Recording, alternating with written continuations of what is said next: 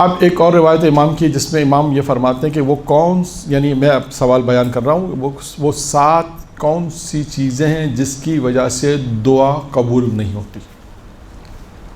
ایک پہلے روایت بیان کی تھی، پیغمبر اسلام کی روایت تھی، جس میں 10 اسباب بیان کیے تھے کہ وہ 10 اسباب کہ جس کی وجہ سے انسان کی دعا رد ہو جاتی ہے، قبول نہیں ہوتی. یہ روایت ہے چوتھے امام کی روایت ہے جس میں امام یہ ارشاد فرماتے ہیں کہ 7 چیزیں ایسی ہیں، 7 چیزیں جس سے مومن کی دعا رد ہو جاتی ہے. اگر وہ دعا مانگتے تو دعا قبول، ذرا زور سے بولیں پتہ چلے، دعا قبول ہاں ایسے. نمبر 1، پہلی کیا چیز ہے کہ جو انسان کی یا مومن کی دعا قبول نہ ہونے کا سبب بنتا ہے. پہلی چیز کیا ہے؟ بری نیت، جسے ہم لوگ اردو میں شاید اس کو بہت آسانی سے اگر سمجھا سے اردو میں کہتے ہیں نیت میں کھوٹ. کہتے ہیں نا کہ اس کی نیت میں کھوٹ ہے، اور میرا خیال یہی جملہ کہا جاتا ہے. بری نیت کو اب کیسے سمجھائیں؟ بری نیت کا مطلب یہی ہے، یعنی اب جنہوں نے تشریح کی انہوں نے اور اچھے طریقے سے اس کا سمجھایا. یعنی بری نیت سے مراد کیا ہے کہ اس نیت میں اللہ نہ ہو. یعنی امام کیا فرماتے ہیں کہ آپ کی نیت میں اللہ ہونا چاہیے. یعنی آپ اگر دعا بھی مانگ رہے ہیں اپنے لیے، پیرنٹس کے لیے، بچوں کے لیے، گھر والوں کے لیے، رشتہ داروں کے لیے، محرومین کے لیے، جو بھی دعا انسان مانگ رہا ہے تو اس پہ نیت میں خدا ہونا چاہیے. یعنی بری نیت سے مراد انہوں نے یہ مثال دی کہ بری نیت سے مراد ہے ریاکاری. ایک معنی یہ بھی ہے دکھاوا، ریاکاری، اور جس نیت میں خدا نہ ہو. نیت اچھی نہیں ہے، جسے ہم اردو میں بھی کہتے ہیں نا کہ ان کی نیت اچھی نہیں ہے. اس سے کیا مراد ہے؟ نیت اچھی نہیں سے مراد کیا ہے یہاں پر کہ بے دلی سے کام کر رہا ہے. یہ بھی ہو سکتا ہے، ایک تو بے دلی ہو سکتا ہے کہ نیت اچھی ہو، بے دلی شاید ہو سکتا ہے. اس میں فرق ہے کہ میرا اچھا نیت میری اچھی ہے لیکن دل نہیں ہو رہا، یہ الگ مسئلہ ہے. نیت میری اچھی ہے، بہت سے اچھے کام ہے کہ دل ہے، مطلب کام اچھا ہے، نیت بھی اچھی ہے لیکن دل نہیں چاہ رہا، وہ ایک الگ بحث ہو جائے گی. یہاں پہ اول ہی نیت نے فطور جگہ نہیں، اس کی نیت صحیح نہیں لے. اب اس بری نیت کو مختلف جیسے ہم یہی سمجھا سکتے ہیں، نیت میں کھوٹ ہونا، نیت کا اچھا نہ ہونا، نیت میں ریاکاری ہونا، نیت میں خدا کا نہ ہونا. اب یہاں پہ ایک روایت اور میں آپ کو ایک روایت اس کو مزید واضح کریں ایک روایت کے لیے سے کہ معصوم فرماتے ہیں کہ اللہ تعالیٰ نگاہ نہیں کرتا تمہارے جو ہے وہ، نہ اللہ نگاہ نہیں کرتا. کہاں پہ نگاہ نہیں کرتا؟ کہتا اللہ نہ تمہارے مالوں پہ نگاہ کرتا ہے نہ تمہارے چہروں پہ. اللہ کی نگاہ تمہارے مالوں پر نہیں ہے، اللہ کی نگاہ تمہارے چہرے پر نہیں ہے، بلکہ اللہ کس چیز پہ نگاہ کرتا ہے کہ اللہ تمہارے قلوب اور تمہاری اعمال پر. عمل وہی نہیں ہے، یعنی اللہ کی نگاہ کہاں پر ہے؟ تمہارے قلوب پر ہے. قلوب یعنی وہی نیت، یعنی انسان کی نیت اچھی ہونی چاہیے. یعنی انسان کا جو قلوب ہے، معصوم فرماتے ہیں پروردگار کی نگاہ انسان کے قلوب پر ہے اور انسان کے اعمال پر ہے. یعنی خدا آپ کے ہمارے اعمال پر نگاہ رکھتا ہے، ہمارے قلوب پہ نگاہ رکھتا ہے، ہمارے مال پر اور چہرے پہ نگاہ نہیں رکھتا. اچھا ایک منٹ، یہ آواز بہت آ رہی، ذرا ان کو روک، کسی سے کہتے ہیں کہ آواز بہت آ رہی، ڈسٹرب ہو رہا ہے، کہ کہاں باتیں ہو رہی نہیں معلوم. دیکھیں اتنی زور زور سے باتیں.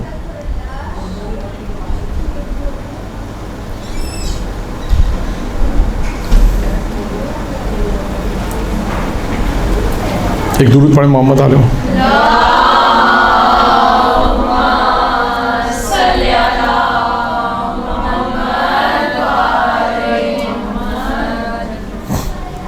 ابھی بھی آ رہی ہے آواز؟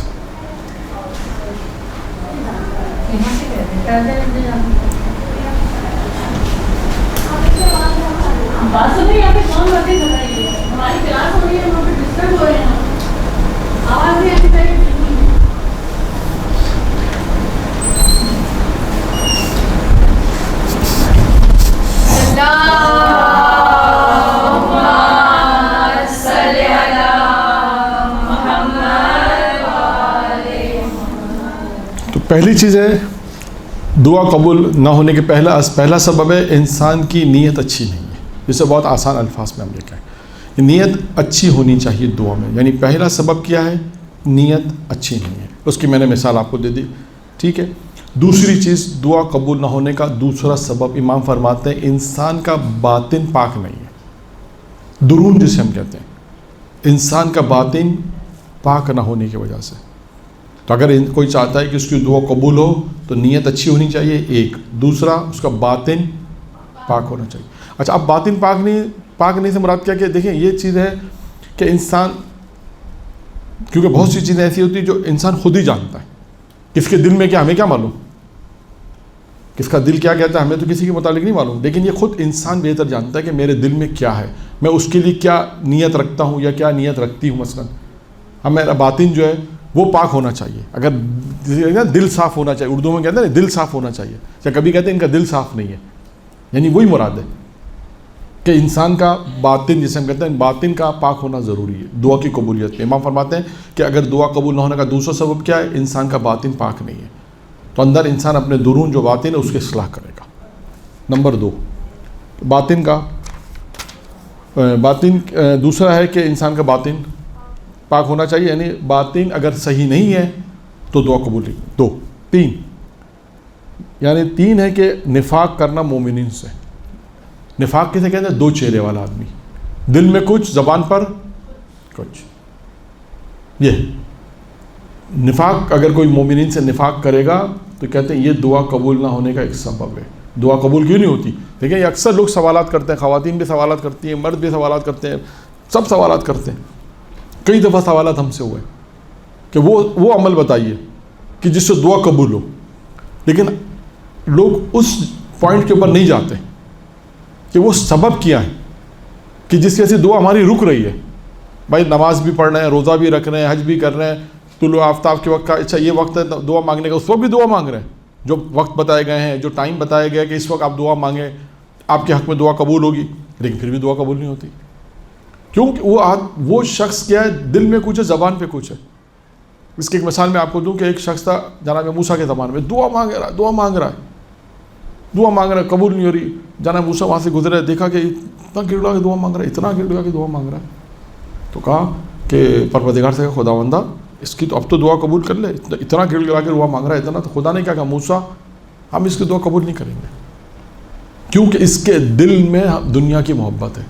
ایک روایت میں یہ ہے، ایک واقعے میں یہ ملتا ہے. سیم ایک واقعہ اس طرح ملتا ہے جس میں کیا ہے کہ اس کی دعا قبول نہیں ہے اس لیے کہ اس کے دل میں تمہاری نبوت ہونے کا شک موجود ہے.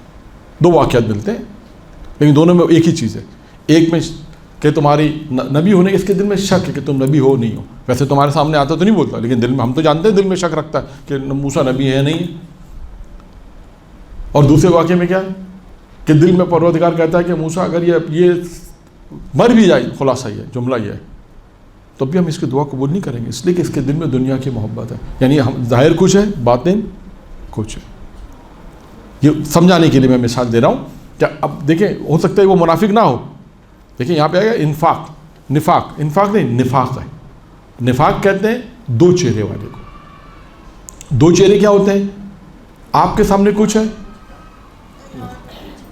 یعنی آپ کے سامنے بہت تعریفیں کر رہا ہے آپ کی، مثال کے طور پہ بہت اچھی باتیں، لیکن باہر جا کے برائی کر رہا ہے. اسے کہتے ہیں 2 چہرے. امام فرماتے ہیں اس کی دعا بھی قبول نہیں ہوگی. 2 چہرے، نفاق جسے ہم کہتے ہیں. ٹھیک ہے، کتنے ہو گئے؟ اچھا، چوتھا کیا ہے؟ یہ اعتقاد رکھنا کہ دعا قبول ہی نہیں ہوتی. پہلے یہ اعتقاد رکھنا. ہوتے بہت سے لوگ کہ مولانا ہم تو جانتے ہیں اللہ ہماری دعا قبول ہی نہیں کرتا، اس کی دعا قبول نہیں ہوتی. امام فرماتے ہیں اس کی دعا بھی قبول نہیں ہوتی کیونکہ اس کا اعتقاد ہی صحیح نہیں ہے. دیکھیں اس کا مطلب کیا ہوا کہ دعا مانگنے میں انسان کا اعتقاد صحیح ہونا پہلی شرط ہوگا. یعنی وہ جس کی بارگاہ میں جا رہا ہے، دعا مانگ رہا ہے، کہیں پر بھی نماز پڑھ رہا ہے، مصلی پہ دعا مانگ رہا ہے، کربلا جا رہا ہے، کہیں پر بھی جا رہا ہے، کہیں پہ بھی دعا مانگ رہا ہے، گھر میں، باہر، مسجد میں، امام بارگاہ میں، کہیں، تو اعتقاد شرط ہے کہ میں جس کی بارگاہ میں جا رہا ہوں یہ دعا قبول کرتے ہیں. لیکن پہلے سے اس نے یہ اعتقاد رکھ لیا کہ اللہ تو ہماری دعا قبول کرتا ہی نہیں، کیا فائدہ دعا مانگنے سے، تو اس کی دعا تو قبول. ماں کہتے ہیں اس کی دعا تو قبول ہوگی نہیں. جس کا پہلے یہ اعتقاد ہے کہ اللہ دعا قبول نہیں کرتا، تو اب اللہ اس کی دعا قبول بھی نہیں کرے گا.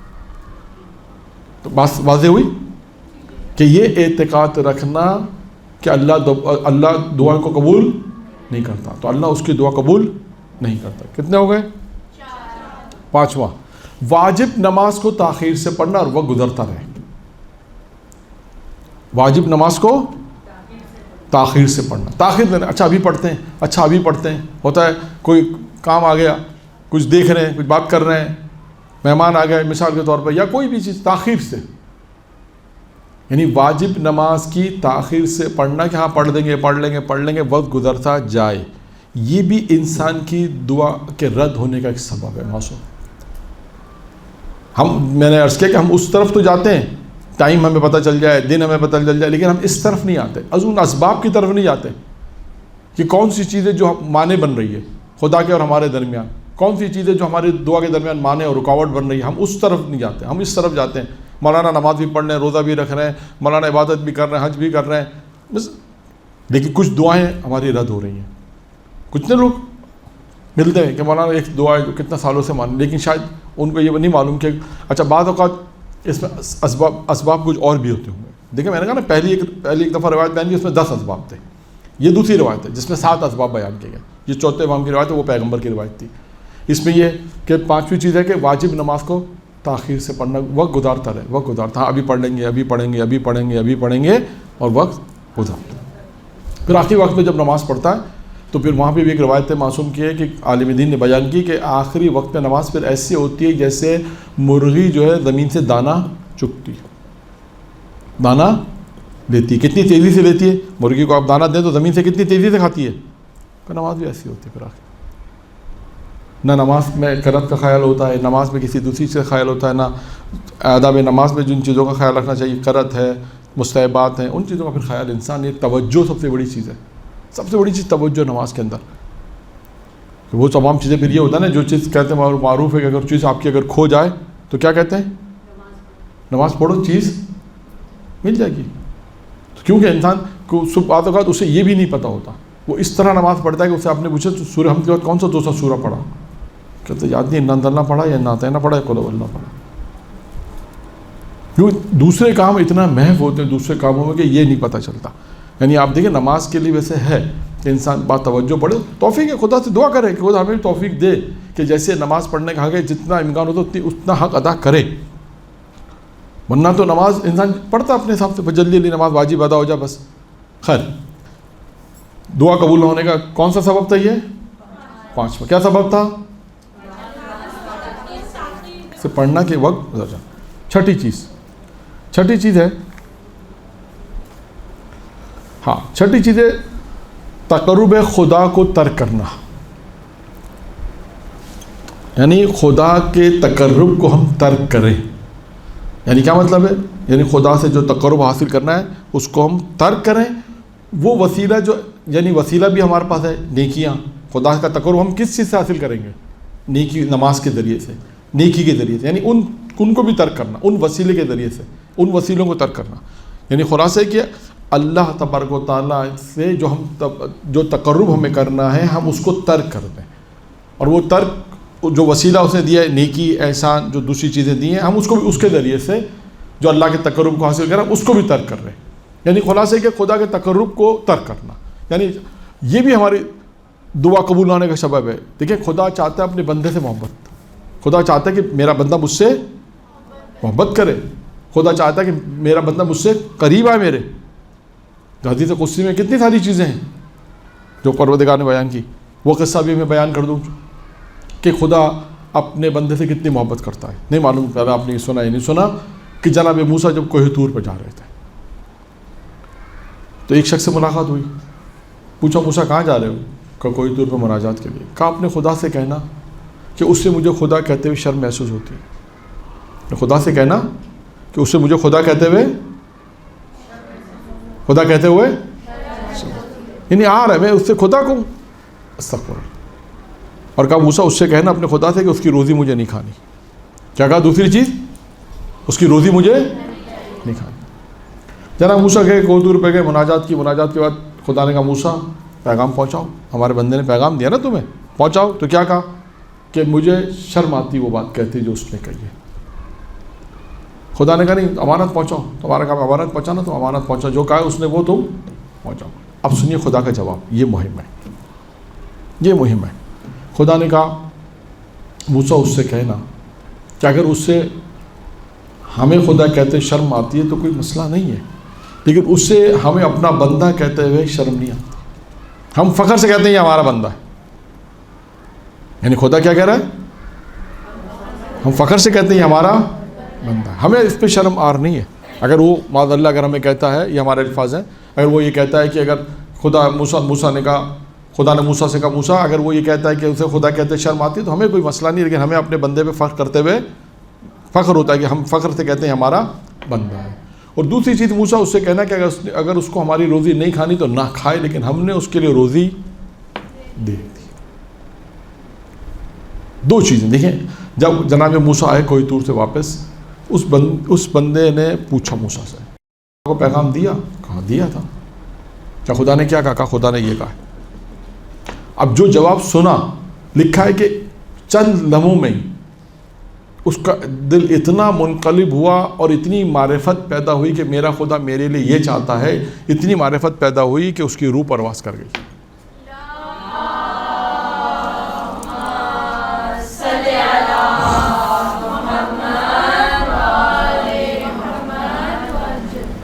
یعنی دیکھیں اس طرح معرفت خدا آتی ہے۔ لوگ پوچھتے ہیں معرفت ہوتا کیسے ہے؟ کبھی القائی کہتے ہیں، ایک لمحے میں آتی ہے۔